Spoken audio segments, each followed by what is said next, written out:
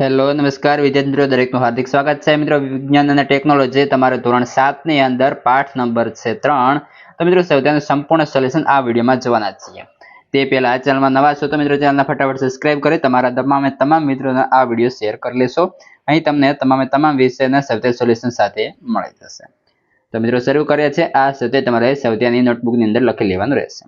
પ્રશ્ન 1 ની અંદર વાત કરીએ તો પ્રશ્ન 1 છે, જેની અંદર પ્રયોગશાળામાં વપરાતા લેબોરેટરી થર્મોમીટર તથા ક્લિનિકલ થર્મોમીટર બંનેમાં રહેલી સામ્યતા તથા તફાવત જણાવો. તો જવાબ જોઈએ તો સામ્યતાની અંદર જોઈએ તો કે બંનેમાં પ્રવાહી તરીકે મર્ક્યુરી વપરાય છે. બંનેમાં સમાન જાડાઈવાળી પાતળી સાંકડી કાચની નળી હોય છે. બંનેના કાચની નળીના એક છેડા પર અંદરના ભાગે ફૂલેલી બલ્બ જેવી રચના હોય છે. તફાવતની વાત કરવા જઈએ તો કે લેબોરેટરી થર્મોમીટરમાં સાંકડી નળીમાં ખાંચ હોતી નથી, જ્યારે ક્લિનિકલ થર્મોમીટરમાં મર્ક્યુરી ભરેલા બલ્બની નજીક સાંકડી નળીમાં ખાંચ હોય છે. લેબોરેટરી થર્મોમીટર વડે 10°C થી 110°C તાપમાન સામાન્ય રીતે માપી શકાય છે, જ્યારે ક્લિનિકલ થર્મોમીટર વડે 35°C થી 42° સુધીનું તાપમાન માપી શકાય છે. લેબોરેટરી થર્મોમીટર પ્રયોગશાળામાં પદાર્થોના તાપમાન માપવા વપરાય છે, જ્યારે ક્લિનિકલ થર્મોમીટર માનવ શરીરનું તાપમાન માપવા માટે વપરાય છે. મિત્રો વિડીયો સારો લાગે છે તો લાઈક, કોમેન્ટ અને શેર કરતા રહેજો. તમામ મિત્રોને આ વિડીયો શેર કરી દેશો. પ્રશ્ન 2, ઉષ્માના સુવાહક તથા ઉષ્માના અવાહક પદાર્થના બે ઉદાહરણ જણાવો. ઉત્તર: ઉષ્માના સુવાહક પદાર્થો તાંબુ, એલ્યુમિનિયમ. ઉષ્માના અવાહક પદાર્થો લાકડું અને પ્લાસ્ટિક. જોઈએ પ્રશ્ન 3. ખાલી જગ્યા પૂરો. જે અંદર પહેલો છે, પદાર્થના ગરમપણાની માત્રા ખાલી જગ્યા વડે નક્કી કરવામાં આવે છે. તો મિત્રો આવશે તાપમાન. પ્રશ્ન 2, ઉકળતા પાણીનું તાપમાન માપવા માટે તો કે ક્લિનિકલ પ્રકારનું થર્મોમીટર વાપરી શકાય નહીં. તાપમાનનું માપન ડિગ્રી એટલે કે સેલ્સિયસમાં થાય છે.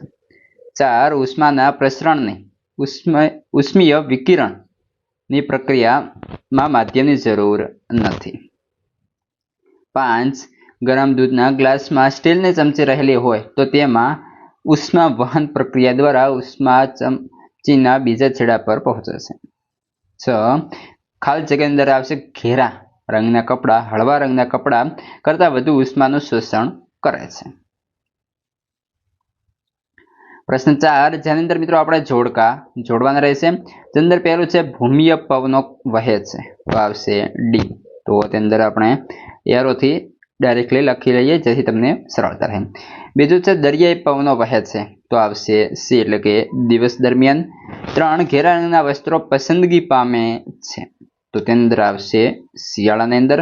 જ્યારે હળવા રંગના વસ્ત્રો પસંદગી પામે છે તો આવશે મિત્રો ઉનાળાની અંદર. આ રીતે તમારે જે છે સારી રીતે ગોઠવવાનું રહેશે. વધીએ આગળ. પ્રશ્ન 5, શિયાળાની ઋતુમાં એક જાડા વસ્ત્ર કરતાં વધુ પાતળા વસ્ત્રો શા માટે પહેરવા જોઈએ? ચર્ચા કરો. તો જોઈએ, એકથી વધુ વસ્ત્રો પહેરવાથી દરેક બે વસ્ત્રો વચ્ચે હવા રહેલી હોય છે. હવાના ઉષ્માની અવાહક છે. આથી શિયાળામાં એકથી વધુ પાતળા વસ્ત્રો પહેરવાથી શરીરમાં ગરમીનું જે છે મિત્રો વાતાવરણમાં જતી અટકે છે. પરિણામે શરીર હૂંફાળું રહે છે. એક જાડું વસ્ત્ર પહેરવાથી હવાનું સ્તર ન હોવાથી જાડું વસ્ત્ર પ્રમાણમાં ઓછી ગરમી બહાર જતી રોકે છે. તેથી શિયાળાની ઋતુમાં એક જાડા વસ્ત્ર કરતાં વધુ પાતળા વસ્ત્રો પહેરવા જોઈએ. પ્રશ્ન 6, ચંદ્ર છે આકૃતિમાં દર્શાવેલ ગોઠવણીમાં ઉષ્મા વહન, ઉષ્માનયન તથા ઉષ્મીય વિકિરણ કયા સ્થાનોએ થાય છે તેનો તીર વડે નિર્દેશ કરો. તો જોઈએ, જેની અંદર સૌ પ્રથમ છે ઉષ્મીય, નીચે જોઈએ તો ઉષ્મીય વિકિરણ, તે ઉપરાંત ઉષ્મીય વહન અને ઉપર થાય છે ઉષ્મીય નયન. આ 3 પ્રક્રિયાઓ જોવા મળશે. પ્રશ્ન 7, ગરમ હવામાનવાળા પ્રદેશોમાં મકાનોની બહારની દિવાલો સફેદ રંગથી રંગવામાં આવે છે, સમજાવો. ઉત્તર: ગરમ હવામાનવાળા પ્રદેશોમાં ઉષ્મીય વિકિરણ દ્વારા મકાનોની દિવાલ ગરમ થાય છે. જો મકાનોની બહારની દિવાલો સફેદ રંગથી રંગેલી હોય તો તે ઉષ્મીય વિકિરણ દ્વારા ઉષ્માનું શોષણ ખૂબ ઓછું કરે અને પરાવર્તન વધુ કરે છે. આથી બહારની દિવાલો ઓછી ગરમ થાય છે. પરિણામે મકાનોની અંદર રહેતા લોકોને ગરમી ઓછી લાગે છે. આથી ગરમ હવામાનવાળા પ્રદેશોમાં મકાનોની બહારની દિવાલો સફેદ રંગથી રંગવામાં આવે છે. પ્રશ્ન 8, 30°C તાપમાનવાળા 1 લિટર પાણીને 50°C તાપમાનવાળા 1 લિટર પાણી સાથે મિશ્ર કરતા બનતા મિશ્રણનું તાપમાન કેટલું હોય? તો ઓપ્શન ડી સાચો બનશે. જેની અંદર આવશે 30°C તથા 50°C ની વચ્ચે. પ્રશ્ન 9 છે 40°C તાપમાન ધરાવતા લોખંડના ગોળાને 40°C જેટલું તાપમાન ધરાવતા પાણીમાં મૂકવામાં આવે તો મિત્રો આપણે જોઈએ તો કે ઓપ્શન પ્રમાણે ઓપ્શન બી સાચો બને છે. ઉષ્મા ગોળાથી પાણી તરફ કે પાણીની ગોળા તરફ વહેશે નહીં. પ્રશ્ન 10 આઈસ્ક્રીમમાં લાકડાની ચમચી ડુબાડતા ચમચીનો બીજો છેડો.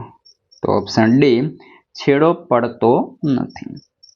11 રસોઈ માટે વપરાતી સ્ટેનલેસ સ્ટીલના તળવાની કડાઈના તળિયે તાંબાનું સ્તર લગાડેલો હોય છે. તેનું કારણ ઓપ્શન સી સાચું બને છે. સ્ટેનલેસ સ્ટીલ કરતાં તાંબુ ઉષ્માનું વધુ સુવાહક છે. મિત્રો આ હતું તમારા પાઠ નંબર 3નું સંપૂર્ણ સ્વાધ્યાય સોલ્યુશન. હવે આગળના પાઠનું અને અન્ય વિષયના પણ સ્વાધ્યાય સોલ્યુશન આપણે ચેનલ પરથી મળી જશે.